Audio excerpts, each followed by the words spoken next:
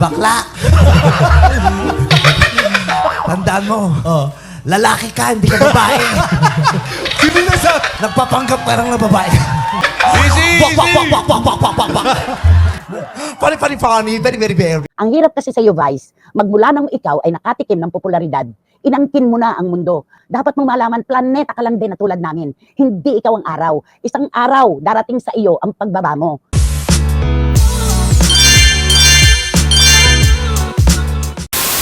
Magandang araw mga kachika! Rigel po ulit ang inyong Chika Patrol. Bago tayo magsimula mga kachika, inaanyayahan ko muna kayong mag-subscribe dito sa ating munting channel para palagi kayong updated sa mga latest at nagte-trending na mga showbiz balita. Alam nyo mga kachika, nakakatawa etong latest na patutsada at pagsupalpal ni Vice Ganda kay Christopher Min. Kasi kung matatandaan nyo, etong dalawang to, may iringan sila mga kachika. Baga kaliwat kanan, yung parinigan nila, yung tirahan nila sa social media.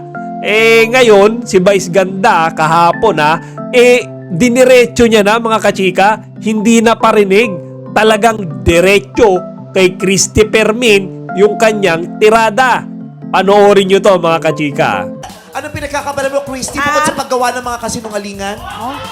Raket-raket lang po. Pati mo mga chismosa, anong pangalan yung chismosang yan? Pati natin yung chismosang yan! Sabit ng mga chismosa sa inyo? Masaya naman po sila. Hindi ba nang gagalaito yung mga chismosa sa Hindi inyo? naman. Konanan po na rin ako doon. Ha? Konanan. Chismosa! Kung ating babalikan, nauna etong chismosa at mapanghing si Christopher Min sa pagtirada kay Vice Ganda. Kasi ba naman sinabihan niya si Vice Ganda na hindi tunay na babae. Nagpapanggap lang daw ito na babae. Vice Ganda, hindi ka tunay na babae. Lalaki ka. Lalaki ka, Vice Ganda. Nagpapanggap ka lang na babae. Ako na magkukwento niyan. Okay, napakalapit sa kanya na nagkwento sa akin. Eto, total din lang, tinatawag mo kaming tatlo na mga chismosong tsaka, di ba? Okay, hindi ka namin papatulan, pero may kukwento kami. Hindi mo kami mapipigil. Mga taong malapit sa'yo ang nagsasabi na ang hininga mo raw ay amoy imbornal. Dinagdagan niya pa yan mga kachika nung sinabi niya na kaya daw maayos-ayos yung itsura ngayon ni Vice Ganda. Tsaka kaya maraming tumatangkilik at marami itong kaibigan dahil sa salapi. Ano yan, parang kwarta lang yung habol nila kay Vice Ganda. Parang ganyan yung pinalalabas ni Christopher Min. Kaya naman antindi nung galit nito sa kanya ni Vice. Ito galingan mo para magandang mangyari sa'yo, para maganda naman yung mga maichismis ninyo. Di ba mga kachika, kahit naman sinong Becky, yung sabihin yung nagpapanggap lang etong mga tong babae at pera lang, kwarta lang yung habol sa kanila ng mga tao, talaga namang mapipikon. Kaya ganun na lang mga kachika yung araw-araw na pag-rest-back at pagsupalpal ni Vice Ganda naman kay Christopher Min. Bakla! Tandaan mo, lalaki ka, hindi ka babae. Nagpapanggap ka lang na babae.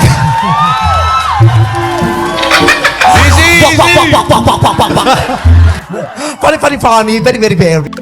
Ito kasing matandang to kachika parang sabi nga ng mga netizens tumatandang pakurong. Diba? Kumbaga lahat pinupuna, lalong-lalo na mga kachika yung mga rumiresback, yung mga gumaganti sa kanya. Kaya ang ganda tayong mga nanonood lang, mga nakikinig lang, ang ganda nung laban nagkasagupa etong si Vice na ayaw magpatalo at etong reyna ng chismosa na si Christopher Min. Ang hirap kasi sa iyo, Vice. Magmula nang ikaw ay nakatikim ng popularidad, inangkin mo na ang mundo, na ikaw ang gitna, ikaw ang araw at umiikot lang ang lahat ng tao sa show business na para mga planeta sa iyo. Dapat mong malaman, planeta ka lang din na tulad namin. Hindi ikaw ang araw. Isang araw, darating sa iyo ang pagbaba mo. Bababa ka sa pedestal. Hindi po pwedeng nandyan ka habang panahon. May mga darating na mas magagaling sa iyo at matatabunan ka. Dapat alam mo yon. Kami natutuwa, merong mga pinagpapala na tulad mo. Pero kapag ang hangin ng kayabangan at pagiging palalo ay pumapasok na sa ulo, kinakalos natin yan.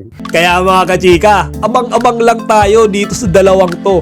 Panigurado nagsisimula pa lang yung tunay na laban sa pagitan nilang dalawa.